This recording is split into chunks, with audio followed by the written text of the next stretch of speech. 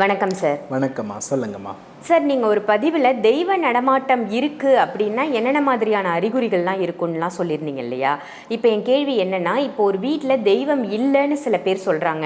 இப்போ எங்கள் வீட்டில் தெய்வமே இல்லை, எனக்கு இந்த மாதிரி பிரச்சனைகள்லாம் வருது, தெய்வம் இருந்தால் இது நடக்குமா அப்படின்னு கேட்குற மக்களை நம்ம பார்க்குறோம்.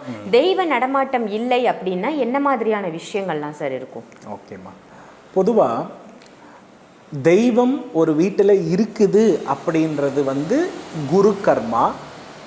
தெய்வம் ஒரு வீட்டில் இல்லைன்றது பார்த்திங்கன்னா ராகு கர்மா. பொதுவாக தெய்வம் இல்லாதவர் வீட்டில் நாத்திகம் பேசப்படும். தெய்வம் இருப்பவர்களுடைய வீட்டில் ஆன்மீக விஷயம் நிறைய இருக்கும். இப்போ எந்த வீட்டிலெல்லாம் தெய்வம் தங்காது அப்படின்ற விஷயத்தை நீங்கள் அடிப்படையில் தெரிந்து கொள்ள வேண்டும். பொதுவாக ஒரு வீட்டினுடைய வடகிழக்கு பகுதியில் பூஜை அறை இருந்துச்சு. ஒரு வீட்டில் வடகிழக்கு பகுதியில் ஒரு சிறிய அறையாக பூஜை ரூம் அமைத்து அவங்க வழிபாடு செய்கிறார்கள் அப்படின்னா கட்டாயமாக அந்த வீட்டில் தெய்வம் நிலைத்து இருக்காது. ஏன்னா இந்த மாதிரி பண்ணுறவா வீட்டில் நிறைய பூஜை புனஸ்காரங்கள்லாம் பண்ணுவாங்க. ஆனால் நடந்திருக்கிறது எல்லாமே வேறு மாதிரி தான் இருக்கும். குறைந்த வயதில் அந்த வீட்டில் இறந்துருப்பாங்க. அதே போல் அந்த வீட்டில் திருமணம் என்ற ஒரு விஷயமே நடந்திருக்காது. ஏகப்பட்ட கடன் சுமையில் இருப்பாங்க. எதிர்காலத்தை பற்றிய சிந்தனை இல்லாத நிலை ஒருவருக்கு இருக்குன்னா அங்கே தெய்வம் இல்லைன்றது தானே அர்த்தம். ஸோ அப்போ அந்த வடகிழக்கு பகுதியில் பூஜை அறை இருந்தால் அந்த வீட்டில் தெய்வம் வாசம் இருக்காது. அதே போல் தென்மேற்கு, இந்த தென்மேற்கு பகுதியில் யார் வீட்டில் பூஜை அறை இருந்தாலும் அந்த வீட்டிலையும் தெய்வ வாசம் இருக்காது.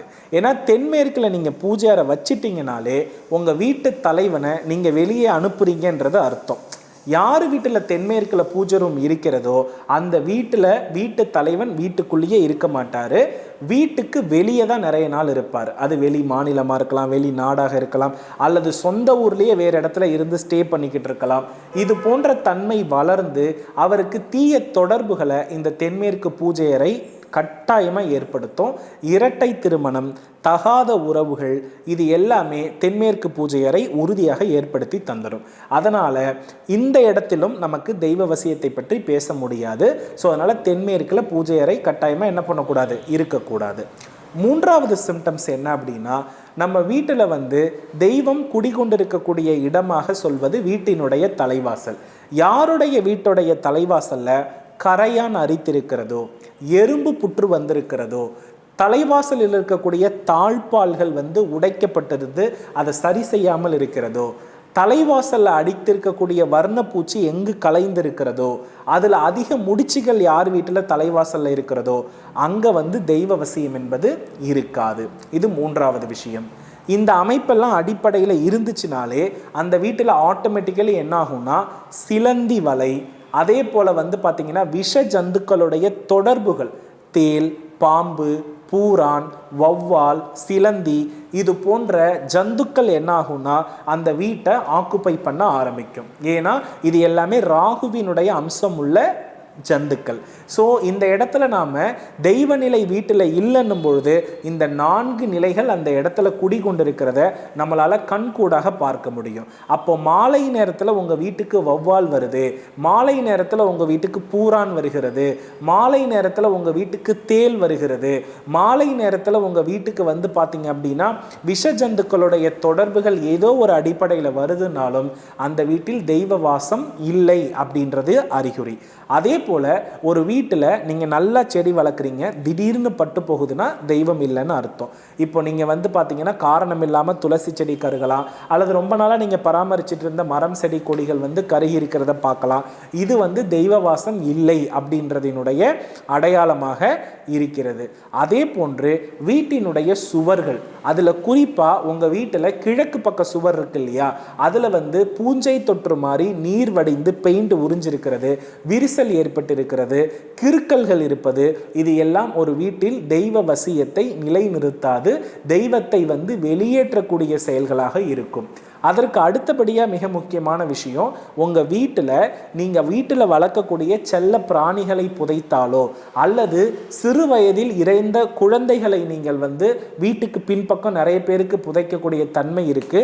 இவ்வாறு செய்தாலோ கட்டாயமாக பார்த்தீங்கன்னா தெய்வ வசியம் என்பது இருக்காது. இறந்தவர்களுடைய துணிகளை நீங்கள் வீட்டில் வச்சு பராமரித்தீங்க அப்படின்னாலும் தெய்வ வசியம் என்பது கட்டாயமாக இருப்பதற்கான வாய்ப்புகளே கிடையாது.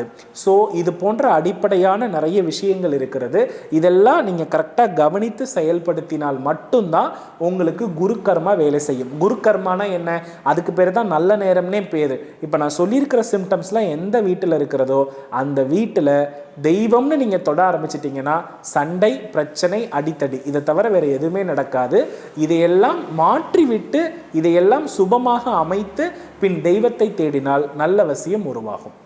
சரி, இப்போ நீங்கள் தெய்வத்துக்கு சொல்லியிருக்கீங்க. சில பேர் வீட்டில் குலதெய்வம் கூட இல்லை அப்படின்ற மாதிரிலாம் சொல்லுவாங்க. அதே சமயம் நான் என்ன கேள்விப்பட்டிருக்கேன்னா, இப்போ குலதெய்வம் வாசல்லையே நிற்குது, உள்ளே வரமாட்டேங்குது அப்படின்னு சொல்லக்கூடிய நபர்களையும் நான் சந்திச்சிருக்கேன். இதற்கெல்லாம் என்ன சார் காரணம்? பொதுவாமா குலதெய்வம்னாலே வாசல்ல நிற்கக்கூடியது தான். எந்த குலதெய்வமும் வீட்டுக்குள்ளே நின்றுலாம் என்ன பண்ணாதுன்னா ஆட்சி செய்யாது. பொதுவாக குலதெய்வத்தை நம்ம என்ன தெய்வமாக சொல்கிறோம்னா காவல் தெய்வமாக தான் சொல்லுவோம். இப்போ நம்ம முன்னோர்கள் நீங்கள் பார்த்துருக்கீங்கன்னா உங்களுக்கு தெரியும், குலதெய்வம் அப்படின்றத எங்கே நிலைநிறுத்துவாங்கன்னா தலைவாசலுக்கு பக்கத்தில் 2 மாடங்கள் இருக்கும் இல்லையா, அந்த மாடம் தான் குலதெய்வம் இருக்கிற மாடம். குலதெய்வம் எதுக்கு கூப்பிடுறது அப்படின்னா எப்போல்லாம் நமக்கு ஆபத்து வேலை வருகிறதோ அப்போல்லாம் வர்றது தான் குலதெய்வம். அப்போது நாம் வீட்டுக்குள்ளே இருக்கக்கூடிய இடம் பார்த்தீங்கன்னா நமக்கானது. ஆனால் நம்மை பாதுகாக்கக்கூடிய பொறுப்பு யாருக்கிட்ட இருக்குது? குலதெய்வத்துக்கிட்ட இருக்குது. அப்போ நம்ம முன்னோர்கள் எப்படியெல்லாம் குலதெய்வத்தை வணங்கியிருக்காங்கன்னா, வீட்டுக்கு பின்புறம் ஒரு கல்லை வைத்து வணங்கியிருக்காங்க, வீட்டுக்கு பின்புக்கம் ஒரு செங்கல்லை வைத்து வணங்கியிருக்காங்க, வீட்டிற்கு வெளியில் இருக்கக்கூடிய ஒரு மாடத்தில் விளக்கேற்றி வணங்கியிருக்கிறாங்க. ஸோ குலதெய்வம் என்பது வீட்டுடைய பூஜை அறையில் நிலைநிறுத்தி வழிபடக்கூடிய தெய்வம் கிடையாது. வீட்டிற்கு வெளியில் அதை வசீகரிக்க வைத்து நம்ம அதனுடைய காவலில் இருக்கக்கூடியது தான் குலதெய்வம். அதனால குலதெய்வம் வீட்டுக்கு வருகை தரதுன்றது அப்படி ஒரு விஷயமே கிடையாது. இன்னைக்கு எல்லாருமே என்ன பண்ணிட்டாங்கன்னா இந்த துறையவே மாத்திட்டாங்க. குலதெய்வம்னாலே அது வீட்டு வாசலில் நின்று நம்மை பாதுகாக்கக்கூடியது. எப்போதுமே சொல்லுவாங்க, எப்போ கூப்பிட்டாலும் எந்த தெய்வமும் வராது, குலதெய்வத்தை கூப்பிட்ட உடனே வரும். அப்படின்னா என்ன அர்த்தம்? அது எப்போதுமே நம்ம வாசலில் நின்று நம்மளை பாதுகாத்துக்கிட்டு இருக்கு. அதுக்கு அடுத்தபடியாக சொல்லுவாங்க, குலதெய்வ ஆசி இல்லாமல் நம்ம வெளியில் எங்கேயுமே போக முடியாதுன்னு சொல்லுவாங்க. அதுக்கு காரணம் என்ன? அதே குலதெய்வம் நம்ம வாசலில் நிற்கிது. அதனால தான் அதனுடைய பர்மிஷன் இல்லாமல் நம்ம வேற எந்த கோவிலுக்குமே போக முடியாது. குலதெய்வம் வாசமாகி நிற்கிற இடமே நம்ம வீட்டுடைய வாசல் தான். அந்த வீட்டுடைய தலைவாசல் இருக்கக்கூடிய அந்த விளக்கு மாடம் தான் குலதெய்வத்திற்கான மாடம். ஸோ அந்த இடத்துல நீங்கள் வீட்டு வாசலில் மாடத்தில் ஏற்றக்கூடிய விளக்கை தான் குலதெய்வ விளக்குன்னு நம்ம முன்னோர்கள் சொன்னாங்க. இன்னைக்கு விளக்கு மாடம் வச்சு வீடு கட்டுற அளவுக்குலாம் யாருமே கிடையாது.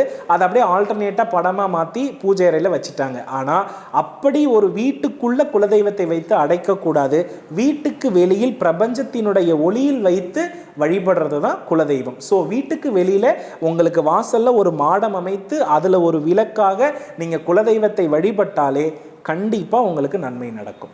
ரொம்ப அருமையான தகவல் சார். என்னென்னா இப்போ குலதெய்வம் எப்படி இருக்கும் வீட்டில் அப்படின்றதும் தெளிவாக சொன்னீங்க. அதே மாதிரி தெய்வ நடமாட்டம் வீட்டில் இல்லைன்னா என்னென்ன மாதிரியான பிரச்சனைகள் எல்லாம் நம்ம சந்திப்போம் அப்படின்றதும் தெளிவாக இருந்தது. இன்னும் ஒன்றுமா இதில் முக்கியமான விஷயம், நமக்கு குலதெய்வத்துக்கிட்ட அனுமதி வாங்கி தான் எல்லா தெய்வமுமே வீட்டுக்கு வரும். இதில் நம்ம சொல்லுவாங்க, ஒரு வீட்டில் குலதெய்வம் நீங்கள் நமக்கு தெரியாதது எதுவுமே கிடையாது. நீங்கள் ஒரு 100 வருஷத்துக்கு பின்னாடி போங்களேன், எந்த தெய்வ படங்களையுமே படங்களை வைத்து நம்ம முன்னோர்கள் வழிபடவே கிடையாது. வெளியில் விளக்கு மாடத்தில் விளக்கு ஏற்றுவாங்க, அது குலதெய்வம். அதுக்கப்புறம் வீட்டுடைய வரவேற்பறையில் ஒரு குழி மாடம் இருக்கு, அது வீட்டில் இருக்கக்கூடிய லக்ஷ்மிக்கு ஏற்றுவாங்க. இல்லைன்னா சமையலறையில் ஒரு விளக்கு ஏற்றுவாங்க, இது லக்ஷ்மிக்கானது. ஸோ வீட்டுக்குள்ள லக்ஷ்மி ரூபமாக விளக்கையும் வீட்டுக்கு வெளியில் குலதெய்வமாக விளக்கையும் ஏற்றி வழிபட்டு இருந்த மரபில் நமக்கு எந்த தொல்லைகளுமே ஏற்படலை. நிறைய குழந்தைகள் பெற்றெடுத்தார்கள், நிறைய சொத்துக்களை சேகரித்தார்கள், நோய் நொடியே இல்லாமல் வாழ்ந்தாங்க. ஆனால் இன்னைக்கு இது 2 தவிர எல்லாமே வந்துருச்சு.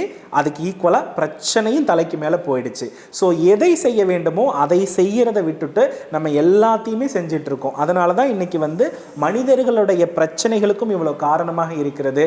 அதனால குலதெய்வம் என்பது வாசலில் நின்று நம்மை காக்கும்.